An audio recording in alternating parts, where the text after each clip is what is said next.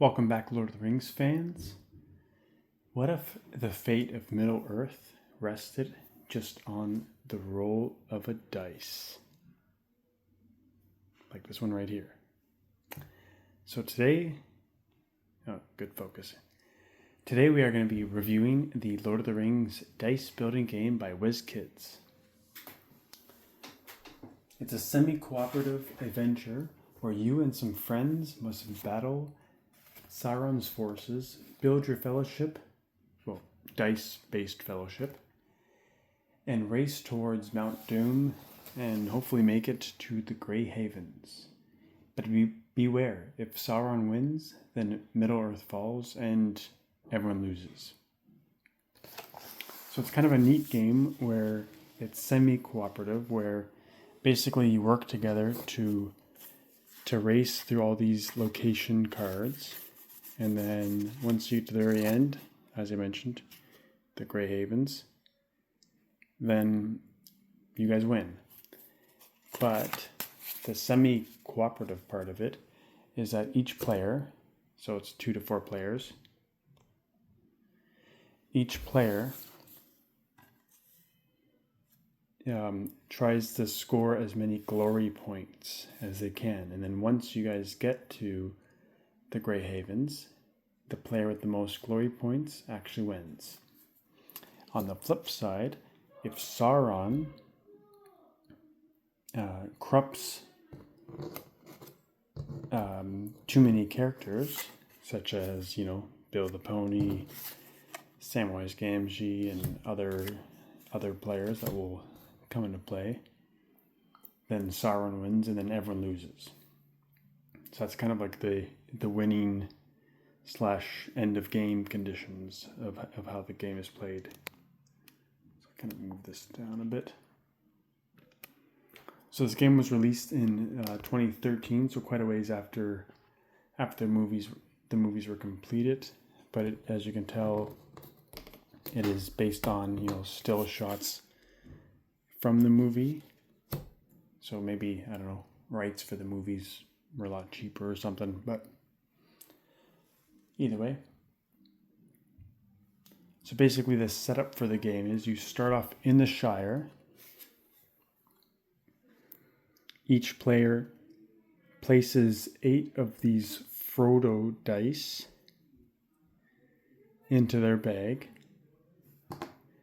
And then 2 of these Sam dice, and the Sam dice have these frying pans. So you get 2 of those and 8 of the Frodo dice. So that's why you're at the Shire. And the setup also includes, I'll move the camera here, build a pony.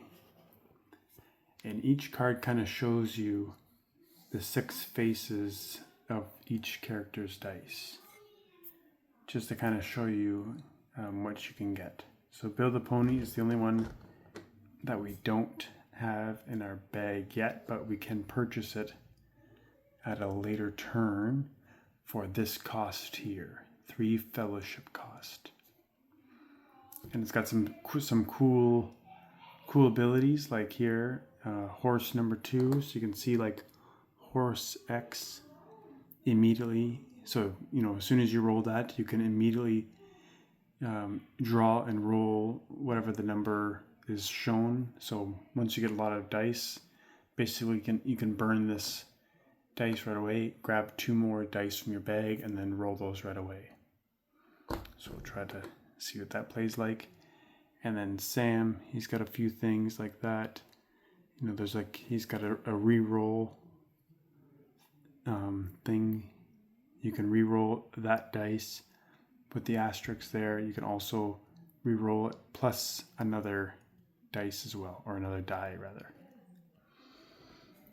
So some cool features there. So we'll kind of walk through a few turns just to kind of give you an idea how the gameplay is, just for walkthrough purposes. I'll zoom out just a little bit. Just a quick review of the game. So having walked through a few games of this, it is 2 to 4 players as mentioned. ages 4 plus, or sorry, 14 plus, definitely not for 4-year-olds. Probably even preteens could probably handle this game. It's kind of like an enhanced Yahtzee with some strategy built in there for a Lord of the Rings fan. I'd say even like 10-year-olds that love Lord of the Rings could probably play this game.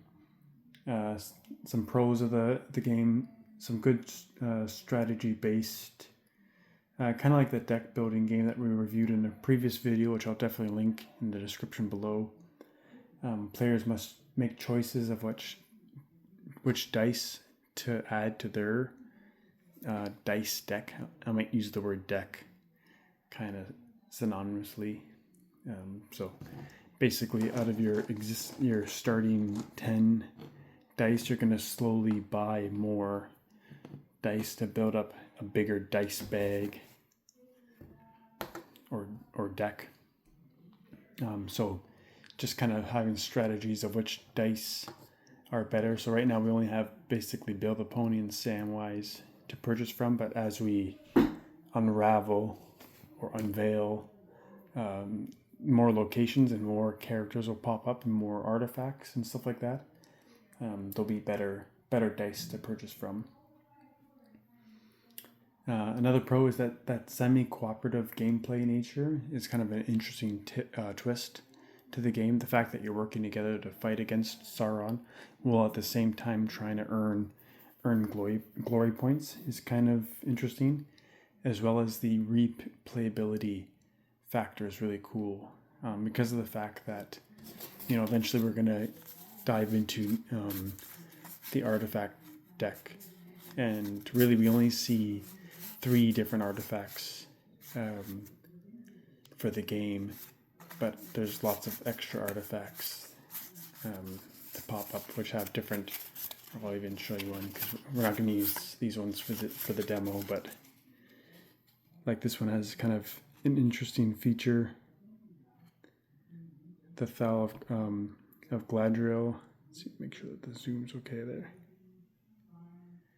Like use this gift to reduce one enemy's attack to 0 against all players for the remainder of this turn. So like if you roll if you buy the dice from this gift, this elven gift, you can roll. I'll explain the dice a little more better, but the 1 or the 2 on this particular dice, this is Sam's dice for the example, but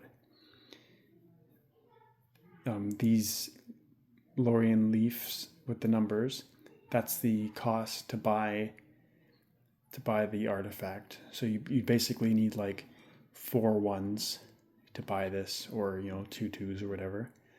So you can buy this artifact and roll 1, 2, or 2, or you can roll the actual artifact or elven gift face, and then if you roll that, then you can use this effect, which is pretty sweet. So we're not using it for this game, but that's just an example of one of the elven gifts that we can use. So pretty cool. Some cons. Definitely one of them is the rule book that was provided isn't the best quality. When you read through it, it gives you a good guideline of how to play, but when there's kind of, I don't know, just the production quality, and there's some unclear direction when you get really into the weeds of the game, there is some confusion, but not too bad overall. And I also found that there was a little bit of dice confusion, the labeling of the dice. For those that might not see color that well, I know it's not terrible, but especially since you get the symbols, at least now you know it's like, okay, Sam is the frying pan, Build the Pony is the guy that looks like a pony. Not too bad. So the colors aren't a big deal, but just a little bit of nitpicking. But for the most part, for like a relatively basic game, if you're into like that deck building, dice building style of game, it's kind of a neat. Or like if you like Yahtzee, this is like, I don't know, Yahtzee on steroids, then I think you'd definitely like this game. So that's kind of like our brief review of the game. So now we'll kind of go through the walkthrough of the game. So we already spoke about the setup. We'll briefly talk about the play mats. So right now, player number 1 is we'll just call them the blue player. They're going to start off as the ring bearer, so have the ring bearer token. So each playmat gives you the player's phases, which is a nice little, kind of another pro actually, kind of gives you a good guide of what your turn looks like. So phase 1, you score your units, and when we walk through it, I'll quickly explain what that is. Phase 2 is draw, roll, ready dice. Phase 3 is to attack, which would be to attack Sauron, or which would be muster your units or prepare for war. Phase 4 is recruit 1 fellowship die, which would be buying 1 die from the wilds, they call it. So like, for instance, using 3 fellowship costs to buy 1 build a pony dice, or restoring a fellowship card. You can do one or the other in just one. So for instance, if later in the game Sauron's getting pretty strong, he's adding corruption points, which we'll talk about later. Maybe build a pony has been corrupted, which makes his dice basically null. Maybe you want to pay his fellowship cost to restore him, making him no longer corrupted. So that's restoring. And then 5 is move dice from the spent pile and the active pool to the unused pile, which is kind of like your discard pile. In terms of like, or graveyard.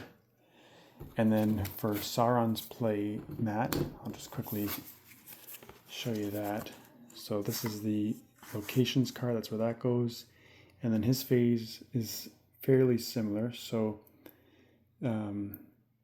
phase 1, you score his units. So if there are any leftover units in his muster area, that's where you would add 1 corruption point per die in the muster area. So that's how the corruption points get rallied up or tallied up. Then with those muster units, then you would attack the players, and we'll go through that.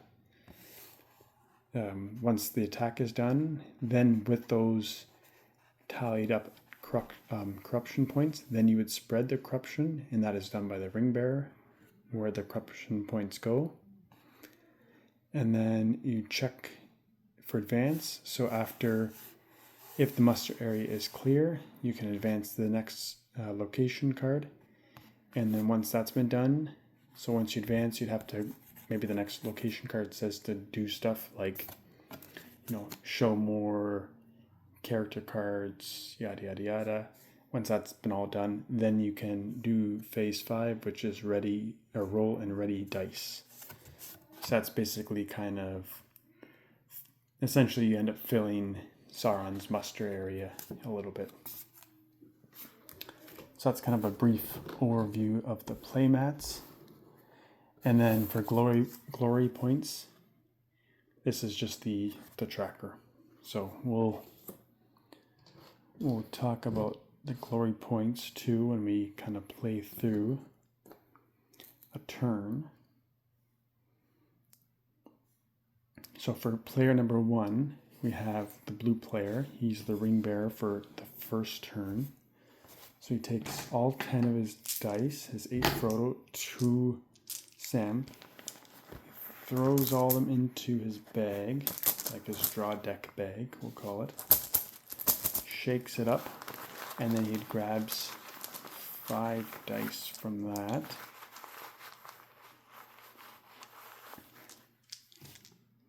Make sure he's got 5, and then you roll it up, oops. And then we see we have some fellowship points, and then you have 1 Frodo.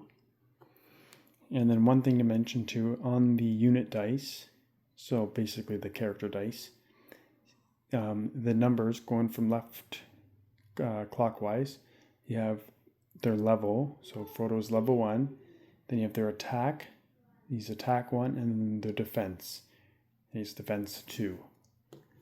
And when we go through an attack defense scenario, I'll explain kind of like that, how that works. So now with Frodo, what we could do is, so to move a unit like Frodo to the muster area or the prepared area, you have to pay 1 into the spent pile. So 1 fellowship cost. So we're going to do one or the other for sure with Frodo.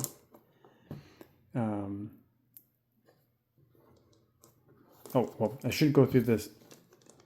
I should really go through the steps properly, but so phase 1, score units. Because we didn't have any units left, there's nothing to score. So basically, if there's any units in the prepared area, those wouldn't be scored. They would just go straight to the used pile. If there's any units in the mustard area, for each one, you would get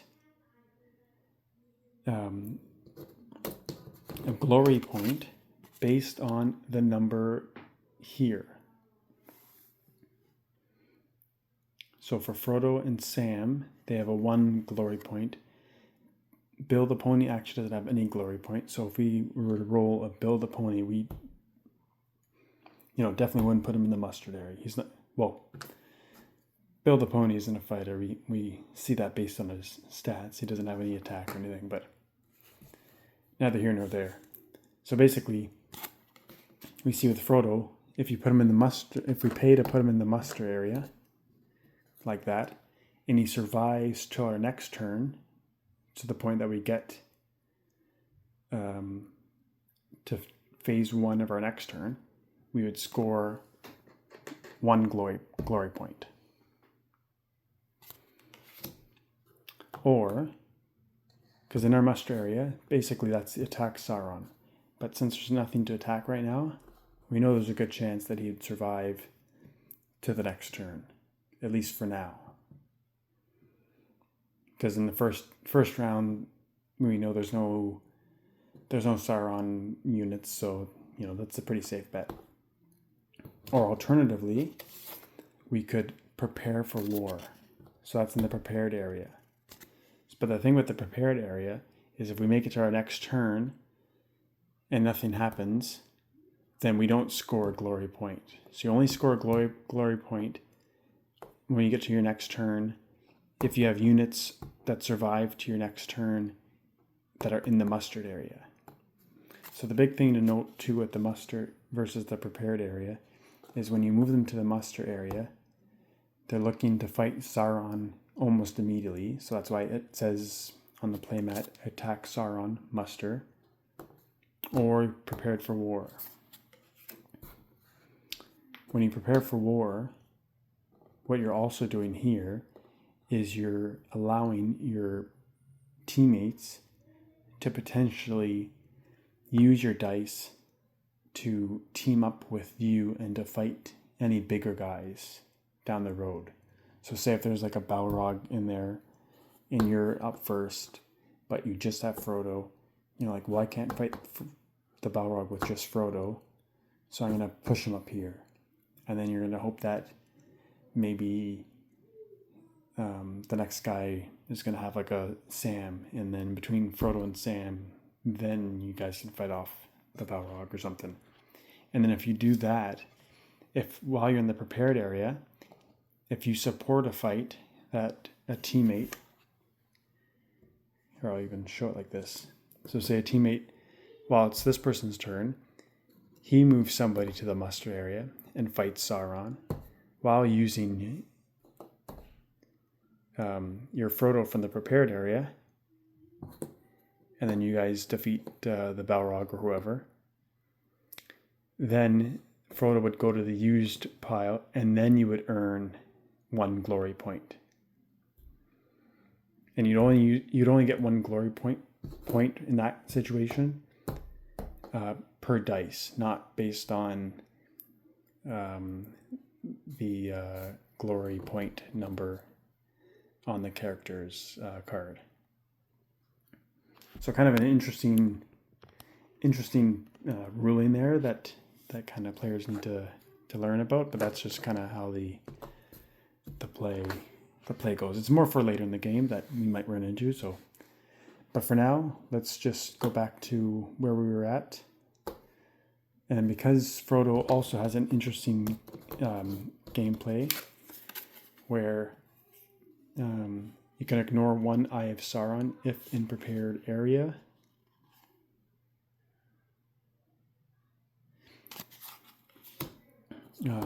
Throwing Frodo up in the prepared area isn't a bad idea anyways. And then what we have left, since we're done phase 3 because we have nothing to attack, phase 4 is recruit 1 or restore a fellowship card. We have nothing to restore, so we are going to recruit 1, and we're going to pay 3 to recruit 1 build the pony dice. Or die. One die. And when you recruit a die, it goes straight to your used pile.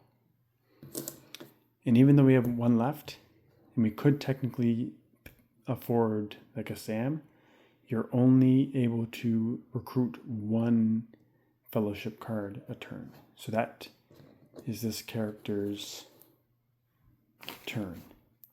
Now we move to the red bag's turn, player number 2. Put their 10 dice into their bag, shuffle it around.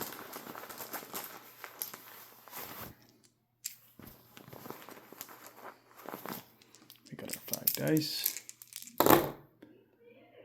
And here we have, actually very similar, we have only a Frodo.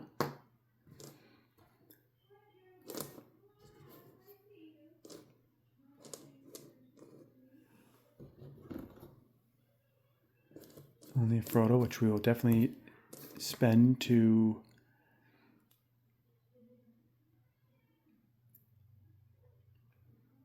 maybe in this case, because we already have 1 protecting us from an eye, maybe in this case we will put this one in the mustard area. And then with, let's see, make sure you can see with the leftover 4, we can use 3 to buy a build a pony, much like the other one. And then the one will stay in the active pool. So very similar to player 1, except this Frodo is in the mustard area. So now it is Sauron's turn. So Sauron, for phase 1, score units. He's got no units to score. So that is good for us. So there's no corruption. So because there's no corruption, you can't attack. There's no spread corruption for phase 3. So now we can actually check for advance. So we can actually advance to the next location card, which is Rivendell.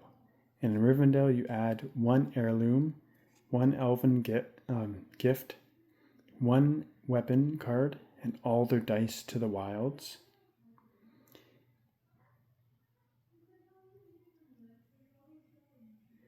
Add fellowship, and then you can add the Fellowship of the Ring enemy cards and 3 dice to the wilds, and then place 2 dice in Sauron's active pool. So here I'll unveil that. So basically I've already selected the 3, and I'll show you the 3 artifacts that we got. We have an elven rope. So its ability here is move 1 fellow die from your used area to your active area. Kind of cool. And then we have the even star, this heirloom. Make sure you can read that a bit better. Rotate all fellows in your muster area up one level if possible. And then the asterisk, or the star, is you may recruit one additional fellow die this turn. Ooh, that's pretty decent, actually. And then the weapon. So basically, if you roll the attach with 1 star, the fellow gets +3/+3, or with 2, it gets +5/+5. Ooh, that's really strong. Oopsies. And then because of that, the fellowship enemies come into play, and it says to add 2 of them into the active pool. And then one thing to note too is that whenever we purchase a dice from this row, we add a dice from the fellowship enemy.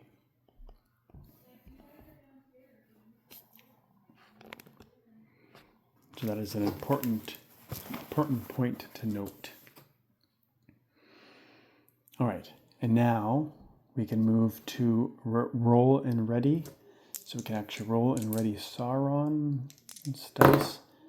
And he's got, what is this, a troll, a 2/2 troll, which moves right to the muster area. And an Eye of Sauron. In the Eye of Sauron, usually you look to the location card to see what it says. And this basically becomes a Black Rider, level 1, attack 2, defense 4. But thankfully, player 1 prepared Frodo, so we can ignore 1 Eye of Sauron.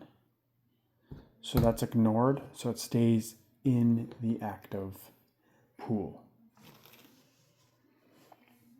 So that is Sauron's turn. So not much has happened yet because no attacks has happened. The ring bearer token has moved to player 2. So now we score our units. Player 2. Oh, one thing I forgot to for both players actually. In phase 5, spent pile and active pool moves to the used. There we go.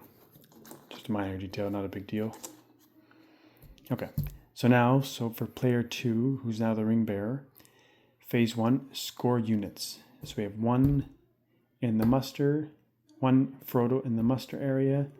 So looking to the card, that's 1 glory point. So that is 1 red for glory. 1 glory for red, I guess. Now we draw, roll, and ready. So now we pick 5 from the bag. Should be only 5 left anyways, I think.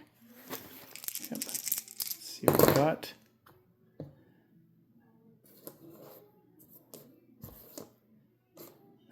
And we have a reroll. And reroll this and 1 other die. So let's see, maybe we'll reroll Sam and this one. So we got a nice strong Sam, so we can reroll this one, and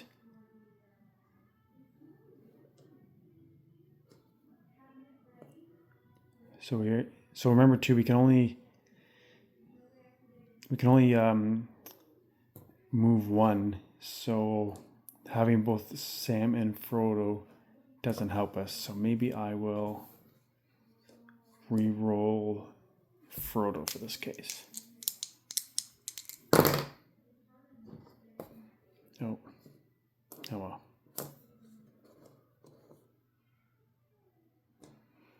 So it looks like, actually this works out. What we could do now is,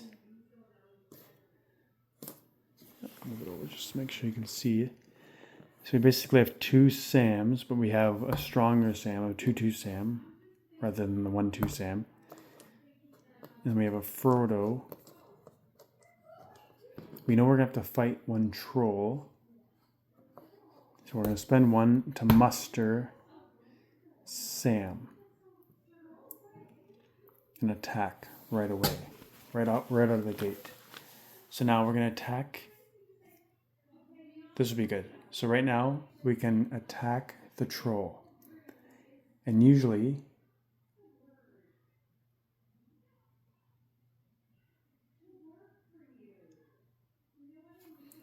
actually, you know what?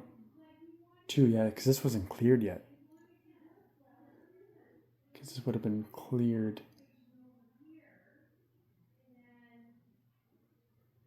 Yeah, this actually works pretty well. Because we prepared Frodo from player one, we can actually utilize, even though we don't need to, we can utilize this Frodo just to give some support. Although we don't have to, because if we utilize him, player one will get a glory point. This is where kind of like the strategy comes into play, because you want to help it's kind of like a tit for tat kind of game theory, strategic, some political factors, kind of, you don't have to, but maybe early on you want to help each other out. Because once the corruption points start coming out, each player wants to have a little bit of glory points, because you want to be able to take some glory points rather than corrupting your characters. So what we could do is, using Sam in the muster area and Frodo from the prepared area, you combined the attacks. So in the upper right we have 1 for Frodo, and upper right we have 2 for Sam. So 1 plus 2, we have 3. That's, you take the attack total, which is 3, and then you attack 1 unit at a time. So right now there's only one unit anyways, and that's the troll. And then you would take their defense, which is 2. So we would destroy this one right away. And then the attack total would be 1, because that's what's left over. The 3 minus the defense of 1. So if there was anything left, like if there was like a goblin, then we could still attack him to destroy that goblin, if that was what was left. So that's how that works. So because we used Frodo in the prepared area, Frodo moves over to the used pile, and then player 1, well, we'll call them the blue player, actually gets a glory point, like we discussed earlier. So pretty cool. So that is the attack phase 3. Now we can recruit 1, fellowship or restore. There's nobody to restore. Recruit. We have 1. We can actually pay 1 to, oh, that should be over there. We can pay 1 to buy a Sam, so we will do that. And that is this player's turn.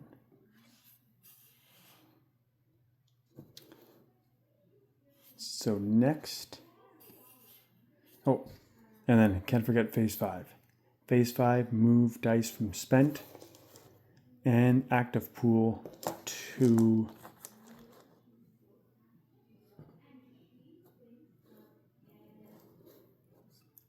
the used pile. Now looking at blue player, we'll just use the colors so we don't confuse player 1, player 2. Blue player, we score the units, nobody to score. So then we draw, ready, roll, and ready.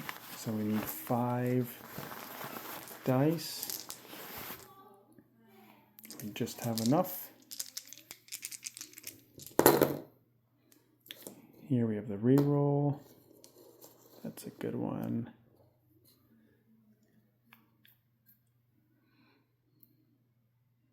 You might want to prepare Frodo for this one. So maybe we're sitting pretty good. Depends on who comes out. although right now the muster area is clear, so we're probably gonna just muster somebody anyways. So let's just roll these two anyways. We're in a pretty good situation. So yeah, we'll pay, because the muster area is clear, we know that we're moving on to the next location, so that's pretty good. So we're going to pay 1 based on this dice setup.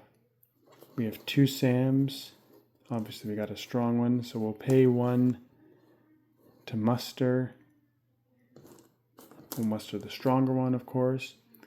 And then we'll pay 3. Pay 3 to buy a build a pony.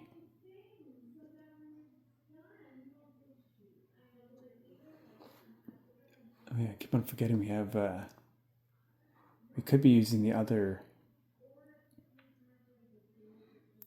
maybe I'll wait to buy the other stuff until we move maybe, because we're kind of in a good situation right now. So we'll buy the build a pony. Yeah, we skipped the attack. Well, we mustered. Nobody to attack because there's nobody in the muster area of Sauron. Phase 4, we recruit it, build a pony, and then move phase 5, move dice from the spent pile and the active pool to the use pile. All right. Now, Sauron's turn. So one thing to note too, the ring bearer is the one that plays as Sauron. So for Sauron's turn, they score the units. Nobody is in the muster area, so there's no corruption points.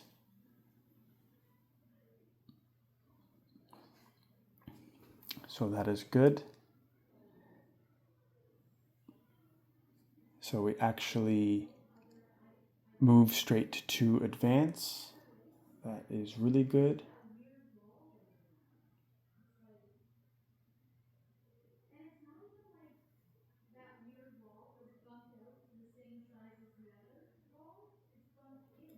Yeah, even though there's an Eye of Sauron in the active pool, that doesn't count as a force, so we can actually advance.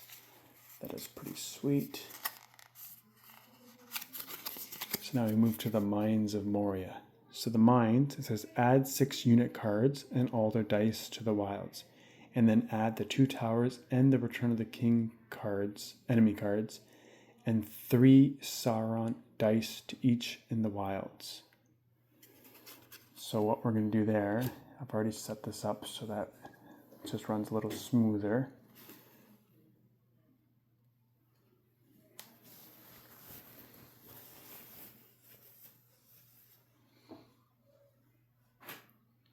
It said to just add 3 actually, so we actually only needed 3 of these. There we go. So basically now we have more dice to buy. Obviously they're more expensive. Those dice get stronger. Like, Aragorn's pretty sweet. He's a 3/3. There's also like some other cool stuff, 2/4. And this double stars, like, +3 attack if Sauron's muster area contains orcs. Or that's for elves. So there's some like pretty sweet. You also get some fellowship cost, some fellowship man in there too. But some pretty sweet dice in there as well as the higher you get up there. But again, if I were to buy a Aragorn dice, then you would be adding one of these enemies' dice into the active pool, and then they would get cycled into Sauron's dice deck as well. All right. So now we are on roll and ready dice.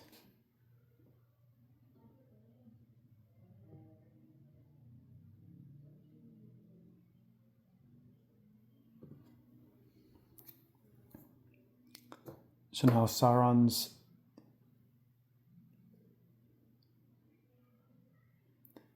okay, so now with the location change, destroyed dice are thrown back in. So now we roll and ready dice. What do we have here? We have a Balrog, who's a 3/3, and a Goblin, which is a 1/1. And they get mustered right away. And that is Sauron's turn.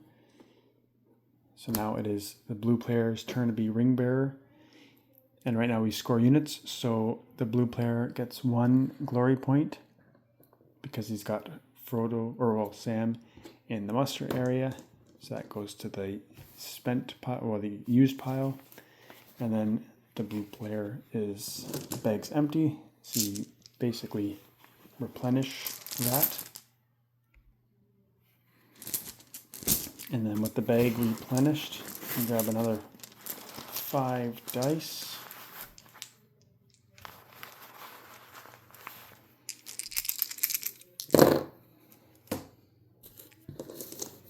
To see what you get. And now that we know that we're fighting some pretty big dudes, because we have player 1 here. Well, the first guy up, basically. A good strategy would be to spend 1 to maybe prepare this guy in the hopes that maybe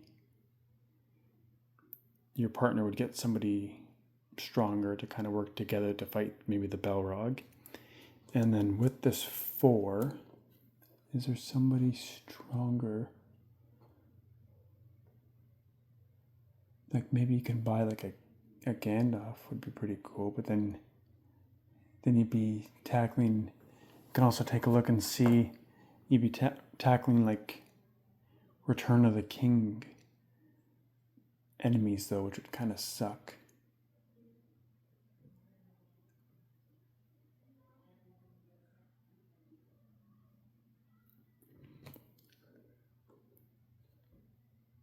Oh, I just realized, wait. I don't know if I moved it accidentally, but we have 5, so we can actually buy Sting. We'll just pretend that I did have that. So we'll buy Sting. So we'll move Sting, die, into the used pile. And then because of that, we have to move one of these enemies into the active pool. So that is this person's turn. Because we're not directly fighting anybody with the mustard area, we're preparing for war instead. And then phase 4, we bought Sting. Phase 5, move dice from the spent pile and the active pool to the used pile. All done. Perfect. Now for the red player, we get to score the mustard area. So red player gets a glory point. So he is at 2 as well. Likewise, we need to replenish their bag. Oops. And then we pull out 5 dice.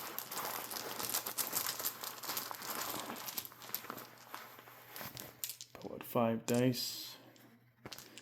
Do we got 5? Yes, we got 5. Let's see. What did we get? Oh, we gotta build the pony. Immediately draw. So you immediately build the pony in the used pile, and then you can draw and roll a number of dice shown. So we can grab 1 more dice from our bag and roll it. Oh, perfect. We got a Sam. So we can pay 1. Oh, so we won't be able to beat the Balrog, so that stinks. But we can pay 1 to muster and beat that goblin, at least. So pay 1 to muster and then beat that goblin. So we're going to start right away, pay 1, muster Sam to the muster area and attack. His total attack is 1, their defense is 1, so destroyed. Goblin destroyed. Next, recruit. We have 4 that we can use, or up to 3. So we're probably going to spend and maybe add that build a pony so we don't add any more any enemies just yet. Not a bad way to do it, and maybe we can take on that Balrog next turn. And then phase 5, so all dice from the active pool and the spent pile move to the used pile. And then now it is Sauron's turn. So now score units +1 corruption. So now this is where corruption will come into play.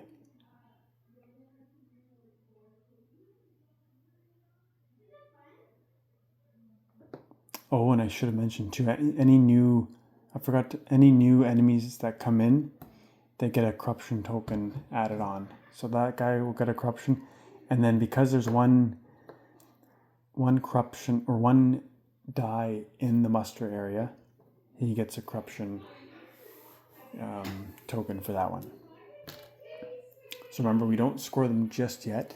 We move to phase 2, attack players. So the Balrog is the only one that's mustered right now.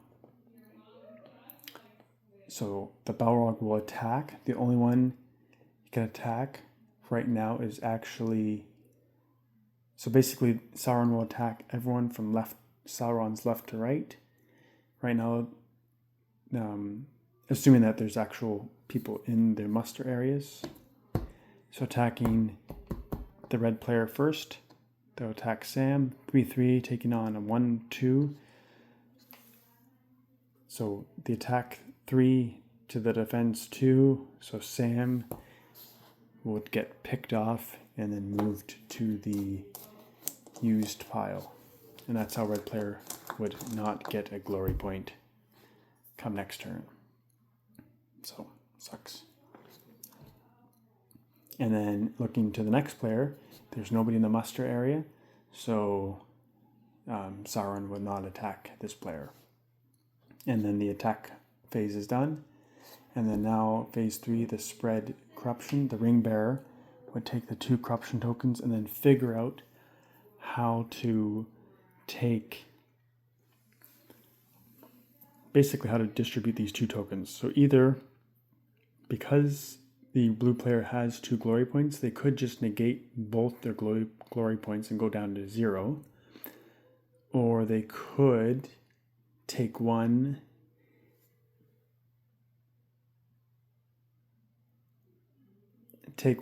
and corrupt Sam, which is probably what they would want to do. So corrupt 1 and corrupt Sam, because they can't partially corrupt Bill. So right now, Sam is corrupted.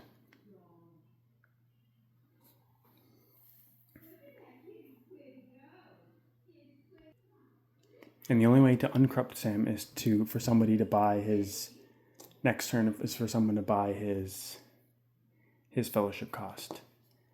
And then one thing to mention is that for Sauron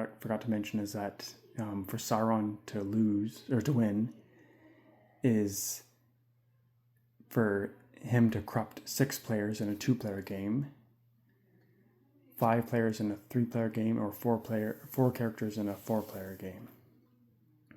So with us playing with 2 players, he would basically have to corrupt Bill the Pony, Sam, and then, Aragorn, Merry, Pippin, Gollum, and Gandalf. So kind of tough, but it's possible. But that'd be how they'd have to corrupt them. And that's how Sauron would win. And that everyone would lose. So yeah, that's basically how I do it. So when you're the ring bearer, you'd have to figure out, do you want to start corrupting good characters and then potentially making everyone lose, or are you going to start taking negative glory points and then potentially making yourself lose and making somebody else win?